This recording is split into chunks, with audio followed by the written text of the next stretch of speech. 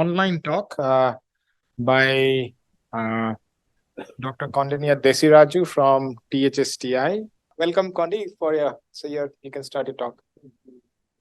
Thank you, Himanshu, for the introduction. And my apologies, I couldn't be there in person. I would have loved to. So today, what I want to discuss is that uh, the overview of all the applications, AI applications we are developing with the Garbini cohort. I'm sure Professor Bhatnagar have introduced Garbini cohort in the morning session, and you all might be familiar with it. But just to refresh your memory, we have a huge cohort of pregnant women of sample size around 12,000. We enroll the pregnant women early in their pregnancy, as shown here, before 20 weeks of pregnancy, and we have several follow-ups even after delivery, one follow-up at postpartum. So apart from huge clinical database and biospecimens, we also do ultrasound scans on these pregnant women at 4 different points. In fact, now we have added a fifth scan as well at 26 to 28 weeks. And it is these ultrasound images that and videos sometimes that I am using to develop applications to automate antenatal ultrasonography as well as to predict adverse pregnancy outcomes. So if I can just give an overall framework of what we are doing, imagine there is a nested series of nested models which are acting one after other to give clinical information like biometry, gestational age, and probabilities of adverse prediction outcomes. Let's say in this pipeline, there is a freehand video or image taken in a standard plane. We are right now working with images. The ultimate goal is to, just take the video, extract image, standard plane image from the video automatically as well, and then proceed along the pipeline.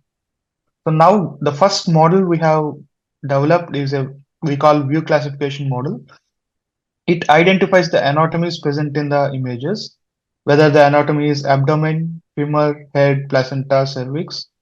So once this model identifies the anatomy which is present in the image, then there are another suite of models which, for example, if it is head, the models of biometry as well as gestational age, both models will be applied on this image, and we get head circumference, bipartite diameter, and gestational age at the time of scan.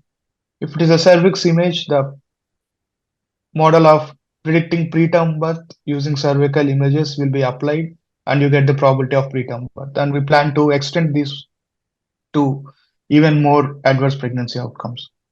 So the idea is here, when a radiologist scans a pregnant woman and then just saves the images in their respective standard planes in a folder, and you will have a software package where you just open the folder and all the images will be automatically sorted by the first algorithm, and eventually other algorithms will be applied, and a clear report will be generated where the head circumference, BPD, all the biometry is automatically measured with accurate gestational age at the time of the scan, and also probabilities of some adverse pregnancy outcomes.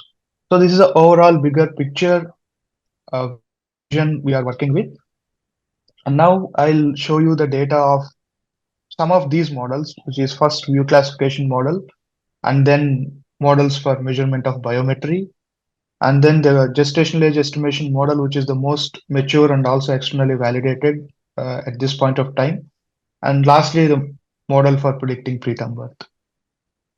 So coming to the first model, where the model has to identify, it's a classification model to classify these frames. We have almost over 1 lakh images extracted of these 5 planes from both 18 to 20 and 30 to 32 week scans.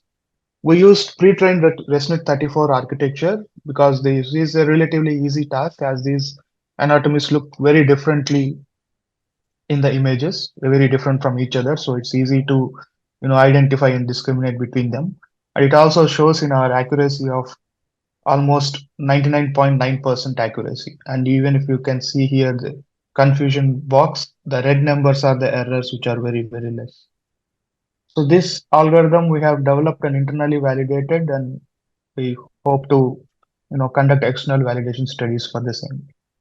So the second is, after identifying these images, we have to measure fetal biometry automatically. So here initially what we took the approach is, we have again taken ResNet 34 architecture. It seems to be working well with our current data set, which is pre-trained. And then we modified the last classification layer into regression layer so that it can measure the biometry, the real numbers. And then, as you can see, there are large numbers in training, validation, and test data set, which is internal test data set.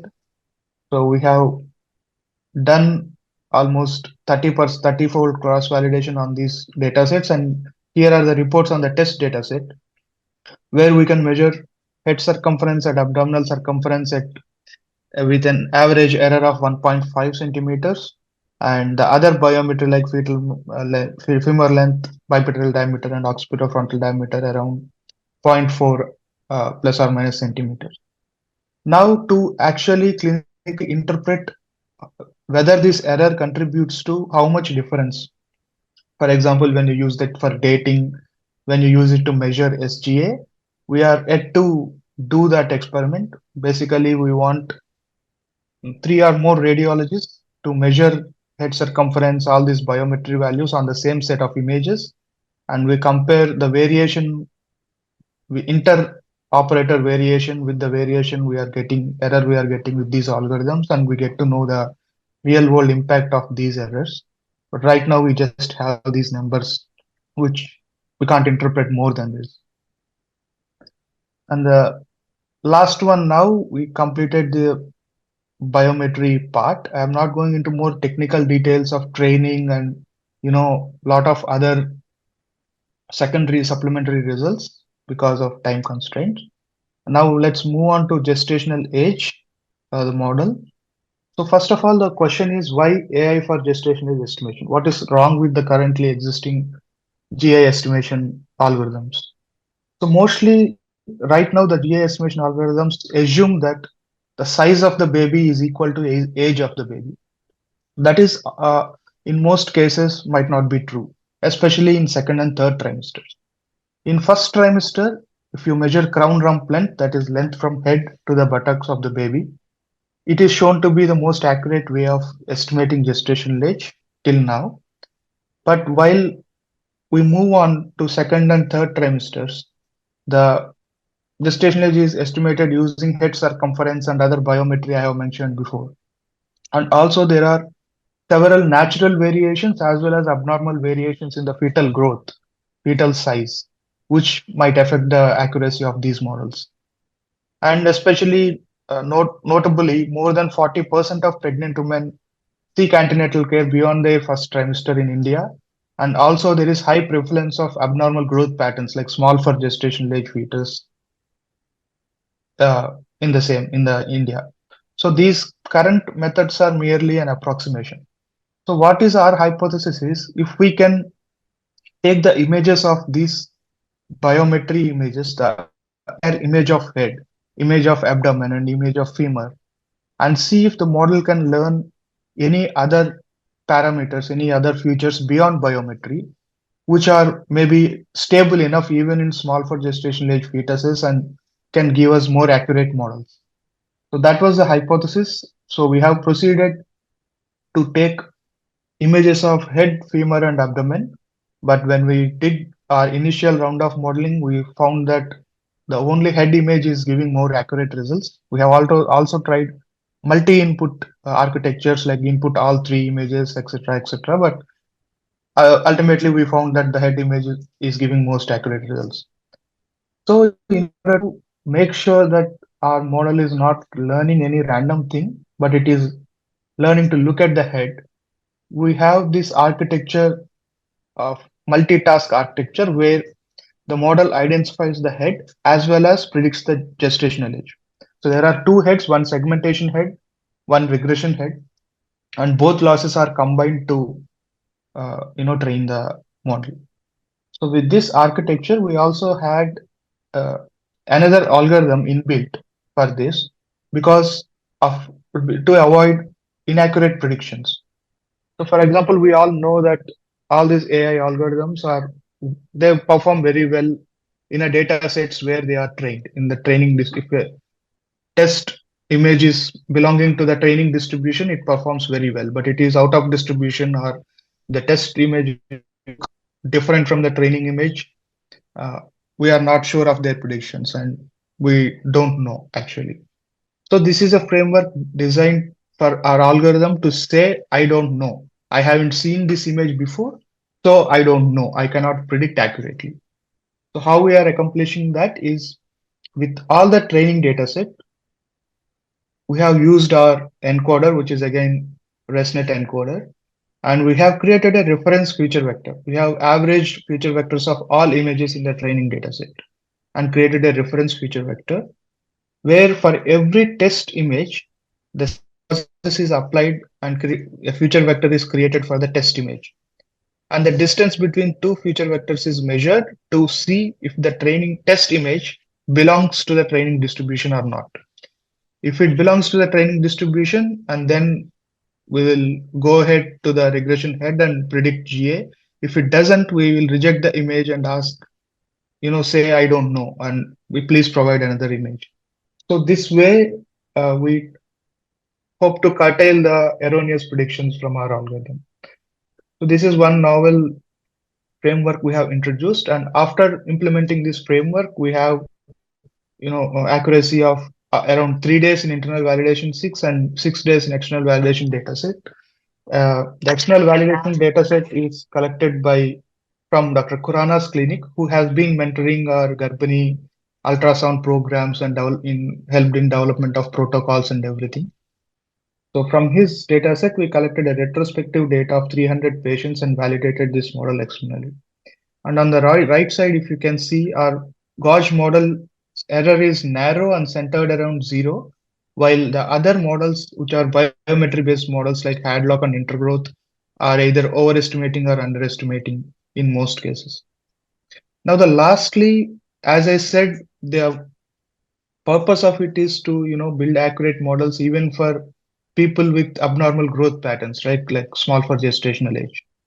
So here we have compared all the three models in both appropriate for gestational age fetuses and small for gestational age fetuses, where you can see Gauge model is almost performing very, very similarly between these two. In fact, the distributions are not different when we tested statistically, but both Hadlock and Intergrowth models are underestimating gestational age in small for gestational age babies. So this is clinically very important result, and we propose that such models, image-based models like Gauge, are a better choice in populations where abnormal growth patterns are more prevalent. So this is just a small demo of the tool we have created just to show you. Here you cannot see the pop-up box has opened and I selected image.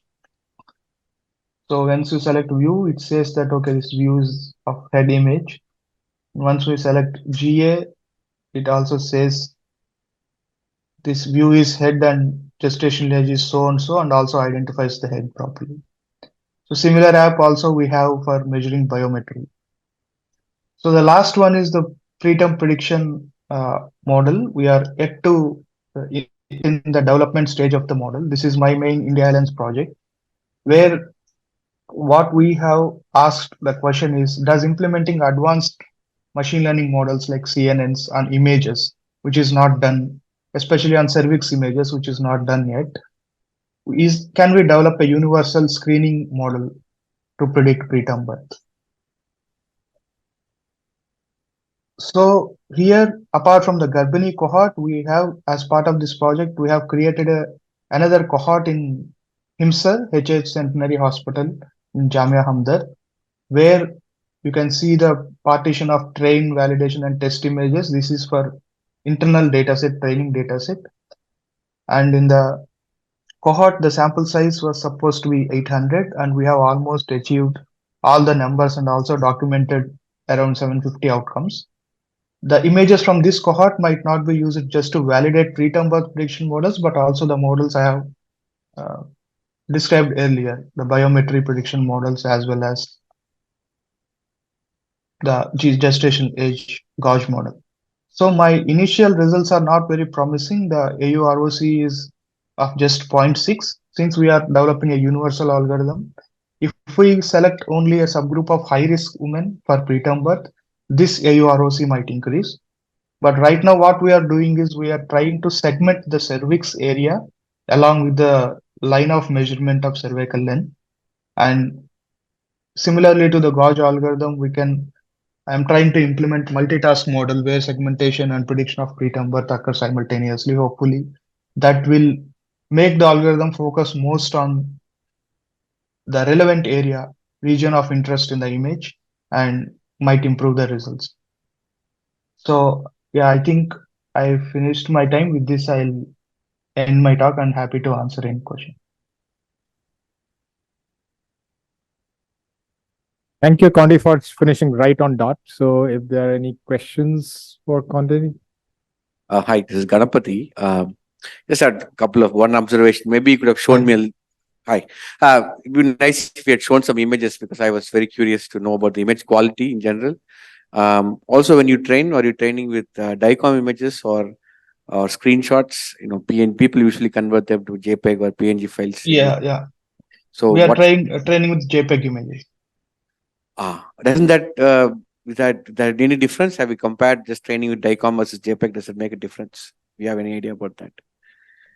No. In DICOM format also, the image quality doesn't change much. We can extract high-res JPEG images.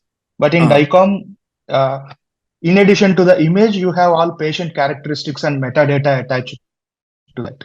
Okay. So image quality generally doesn't differ. We are using high-res images as well. Okay, but these are JPEG, right? But you converted the Yes. DICOM to JPEG or these were the screenshots? I mean, just wanted to know. Sometimes I see a lot of people just working with screenshots. So No. We extracted JPG from DICOM images in most cases, and then resized to 512 by 512 ratio to maintain squarish ratio. Yeah. No. My one general question was whether working with JPEG leads to some loss of resolution or information, right? Because it's 8-bit. DICOM, ultrasound DICOM might be more than quantization.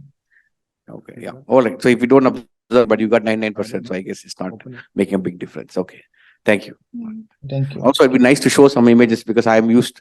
How does it compare with some of the databases that are out there for, let's say, cardiac fetal ultrasound or for the biometry measurements, your image quality? Have you made a comparison? So not with external people, but our image quality is very well quality checked. So we take 20% of our images and get them reviewed by external radiologists, and they review each image on basis of 7 points. There is a protocol on how to capture these standard plane images according to FASP, Fetal Anomaly Scan Protocol, which is international protocol. We follow that protocol. And once the images are reviewed externally, the images with low scores are discarded during the analysis. So we only accept, all the quality process are in place. All right, thank you. No, my question was slightly different, but then anyway, you answered. Thank you. Thank you. Okay. Any other questions? Okay. So if none, thank you. Thank you.